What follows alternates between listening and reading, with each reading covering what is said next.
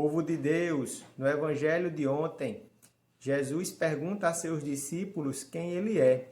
Pedro respondeu: Tu és o Messias, o Filho do Deus vivo. No Evangelho de hoje, após Natanael, um dos 12 discípulos do Senhor, também chamado de Bartolomeu, após encontrar-se com Jesus, respondeu: Tu és o Filho de Deus, tu és o Rei de Israel. Diante dessas duas profissões de fé, a de Pedro e a de Natanael, também chamado de Bartolomeu, eu lhe pergunto: quem é Jesus para você? Os discípulos reconheceram Jesus, e essa pergunta de Jesus para eles deve ser respondida hoje por cada um de nós. Quem é Jesus para nós? Muitas crenças dizem que Jesus foi apenas um profeta, que Jesus é um espírito, foi um espírito evoluído, que Jesus foi um revolucionário, um político, um filósofo. Outros dizem e tratam Jesus apenas como um homem importante na história da humanidade. Mas Jesus não foi e não é nada disso. Como os discípulos, nós precisamos reconhecer Jesus, que Jesus é o Filho de Deus, é o próprio Deus encarnado que se fez homem para nos resgatar do pecado, para nos salvar do pecado e nos levar para a eternidade. É Deus com o Pai e o Espírito Santo. Ele é o Senhor.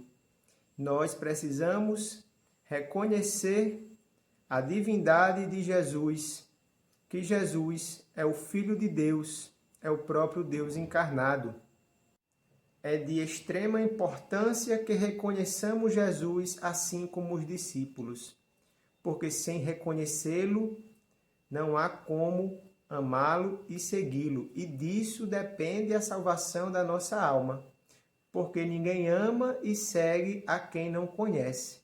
Então é necessário se aproximar de Jesus, é necessário conviver com Jesus, e aí com certeza você o reconhecerá. Também é extremamente necessário, além de reconhecer Jesus, reconhecer qual é a sua igreja, porque disso também depende a salvação das nossas almas. Após a profissão de fé de Pedro, Jesus lhe responde: Tu és Pedro, sobre ti edificarei a minha igreja, e o poder do inferno não poderá vencê-la. Eu te darei as chaves do reino dos céus. Hoje, existem diversas denominações de igrejas, existem diversas religiões, diversas crenças cristãs. Mas perceba que Jesus só fundou uma igreja. E esta, que é a Igreja de Jesus, está fundada sobre Pedro, onde ele lhe deu autoridade e o poder de ligar e desligar no céu e na terra, lhe conferiu as chaves do reino dos céus.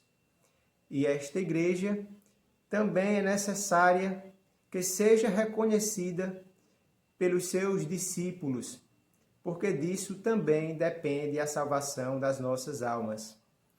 Fazendo uma reflexão na atualidade, qual é a igreja de Jesus? Esta resposta nós também devemos responder. Jesus disse que a sua igreja teria uma só fé e um só batismo. Então eu lhe pergunto, qual é a igreja que tem uma só fé no mundo inteiro, sem nenhuma divergência de interpretação dos ensinamentos de Jesus? Só há uma, que é justamente que está firmada sobre Pedro. Qual é a igreja? Que tem Jesus em corpo, sangue, alma e divindade presente na Eucaristia, onde você pode obedecer um mandamento de Deus, de Jesus, que foi fazer isto em memória de mim e recebê-lo na Eucaristia, comer e beber do seu corpo e de seu sangue. Só há uma igreja que você pode obedecer este mandamento, que é a Igreja de Jesus. Essa igreja é a Igreja Católica Apostólica Romana. É de extrema necessidade que reconheçamos Jesus e reconheçamos sua igreja, porque disso depende a salvação das nossas almas.